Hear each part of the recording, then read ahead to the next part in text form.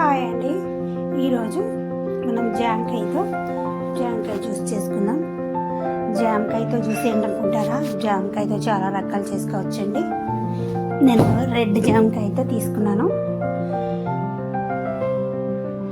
చక్కగా ఇలాగా ముక్కలు కట్ చేసుకోవాలి, సన్న ముక్కలుగా.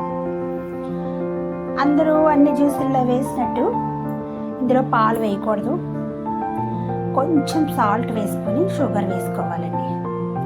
అంతే, మిక్సీ పెట్టుకొని మనం చక్కగా వడకట్టుకొని తాగడమే.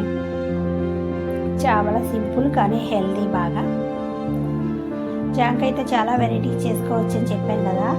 జామకాయతో నాకు బాగా ఇష్టమైన వెరైటీ జామకాయ లడ్డు. అదేంటి అలా ఎలా చేస్తారనుకుంటారని అన్నారేమో. జామకాయ లడ్డు సూపర్ హిట్ తెలుసా నేను చేస్తే. ఎందుకంటారా, నేను అది ఆహా ఏమి రుచి టీవీ ప్రోగ్రాంలో చేశానండి. నిమ్మ పూరి ఒకటి ఆ రోజు బాగా ఫేమస్ అయ్యాయి అప్పట్లో. ఇది ఎప్పుడు అనుకుంటున్నారా నేను చేసింది? సంవత్సరం గుర్తులేదు కానీ వైఎస్ గారు చనిపోయిన రోజండి.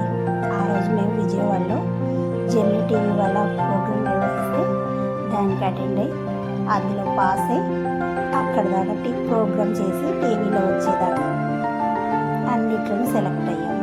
టీవీలో చేసాము.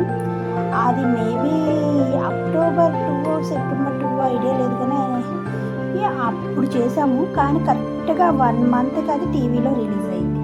ఎందుకంటే అప్పుడు దసరా వచ్చింది కదా. దసరా 10 రోజులు నవరాత్రులు స్పెషల్ చేశారు. ఆ స్పెషల్స్ అయిన తర్వాత వచ్చింది. డేట్ కూడా తెలియదండి. ఆ వీడియో క్లిప్ నాకు దొరకట్లేదు. ఆ రోజు ఆయన మాకు పంపిస్తానన్నారు కొన్ని ఫోన్కి వీడియో తీసినతను, కానీ పంపించలేదు. ఇంకా మేము అలా వదిలేసాము. అప్పట్లో కొంచెం హడావిడిలో ఉండి. ఒకసారి చేసి అది కూడా పెడతాను. జామకాయ లడ్డు నచ్చితే ఇంట్లో కూడా చేసుకుని తిరగానండి. ఏంటి ఒకదాని గురించి చూపించి ఇంకోటి చెప్తుంది అనుకుంటున్నారా? మరి దీన్ని చూస్తూ దాని గురించి ఆలోచిస్తూ అది ఎప్పుడు చేస్తానా అని ఎదురు చూడండి. ఇంతేనండి ఈ సంగతులు. Juice ready. గాజు గ్లాసులు కింద ఉండిపోయాయి, ఇంకా తెచ్చుకోలేక స్టీల్ గ్లాసులో పోసి తాగేస్తున్నాను నేనే. మా సింక్ కూడా